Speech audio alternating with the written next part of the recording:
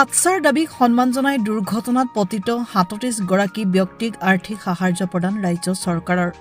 যোৱা ৮ অক্টোবৰ ২০২৫ত তিনিচুকীয়া চহৰৰ মাজমজিয়াত চাহ জনগোষ্ঠী তথা আদিবাসীয়ে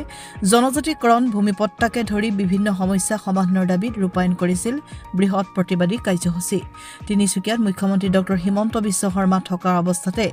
প্ৰায় ২ লাখ লোক সমবেত হৈ তিনিচুকীয়াত কৰা প্ৰতিবাদত অংশগ্ৰহণ কৰিবলৈ যাওঁতে সংঘটিত হৈছিল এক পথ দুৰ্ঘটনাত চামডাং চাহ বাগিচাৰ ৩৭ গৰাকী শ্ৰমিক আঘাতপ্ৰাপ্ত হোৱাত উক্ত লোকসকলৰ চিকিৎসাৰ বাবে এককালীন সাহায্যৰ দাবী জনাইছিল চাহ জনজাতি ছাত্ৰ সন্থা চমুকৈ আটছাই।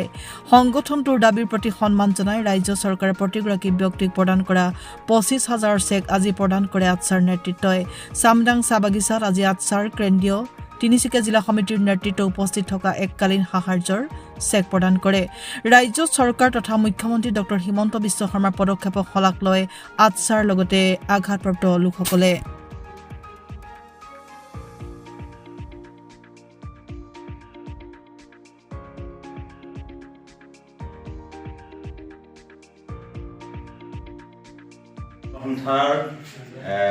দাবী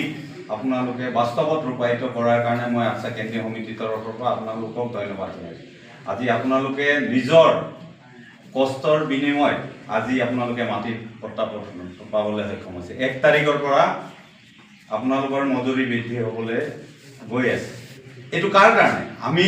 চাহ জনজাতি ছাত্ৰ সন্থাই আপোনালোকৰ কাৰণে মাত পাতোঁ আৰু আপোনালোকে যি ধৰণে আমাক সঁহাৰি জনাইছিলে আৰু সঁহাৰি জনাবলৈ যাওঁতে আচলতে আপোনালোকে আঘাতপ্ৰাপ্ত হৈছিলে আৰু আমাৰ চাহ জনজাতি ছাত্ৰ সন্থাৰ তিনিচুকীয়া জিলা সমিতি আন্দোলন আহে আশা আপন যাইতে খাतिर हमेशा लड़ते हैं नहीं आज नहीं যখন আশা জন্ম হয়ে रहे 1947 সন में प्रथम से আশা একটাই মানে দাবি है আশা के हम लोग जो मिला जनगोष्ठी है हम लोग जो जात है हम लोग जो समाज है ये समाज से हम कौन रकम आगे बढ़ा के ले जाओ शिक्षा दिखने हो सामाजिक दिखने हो अर्थनैतिक दिखने हो। চব যোৱা ইংৰাজী ৮ অক্টোবৰ ২০২৫ তাৰিখে চাহ জনগোষ্ঠীৰ জ্বলন্ত সমস্যা জনজাতিকৰণ ভূমিপট্টা আৰু দৈনিক মজুৰি বৃদ্ধিৰ বিষয়কেইটা লৈ আমি তিনিচুকীয়া চহৰৰ মাজমজিয়াত প্ৰায় ২ লাখ অধিক খাটি খোৱা চাহ জনগোষ্ঠীৰ ৰাইজক একত্ৰিত কৰি মুখ্যমন্ত্ৰী জিলাখনত উপস্থিত থকা সময়তে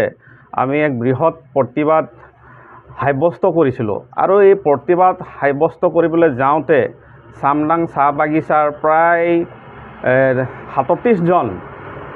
প্ৰতিবাদকাৰী দুৰ্ঘটনাত পতিত হৈ তেখেতসকল চিকিৎসাধীন হ'বলগীয়া হৈছিল আৰু তেখেতসকল আপোনালোক সকলোৱে জ্ঞাত যে বিশেষকৈ চাহ বাগিচাত বসবাস কৰা ব্যক্তিসকল এক পইচাৰ কাৰণে তেখেতসকলে বহুতো কষ্ট কৰিবলগীয়া হয় আৰু যিহেতু উক্ত সময়ত এই দুৰ্ঘটনা ঘটিছিলে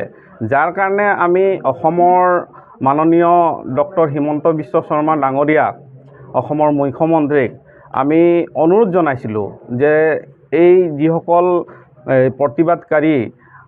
আন্দোলন কৰিবলৈ যাওঁতে তেখেতসকল আঘাতপ্ৰাপ্ত হৈছিলে আৰু তেখেতসকলক এককালীন সাহায্য আগবঢ়াবলৈ আমি এটা অনুৰোধ কৰিছিলোঁ আৰু এই অনুৰোধ ৰক্ষা কৰি যোৱা ১৩ তাৰিখে তেখেতে ৩৭জন এই শ্ৰমিক ৰাইজক প্ৰায় ২৫,০০০ টকাকৈ চেক দিছে আৰু এই গোটেই চেকটো আচলতে তেখেতসকলক আজি আমি প্ৰদান কৰিছোঁ। উদ্দেশ্য এটাই, তেখেতসকলৰ বহুতো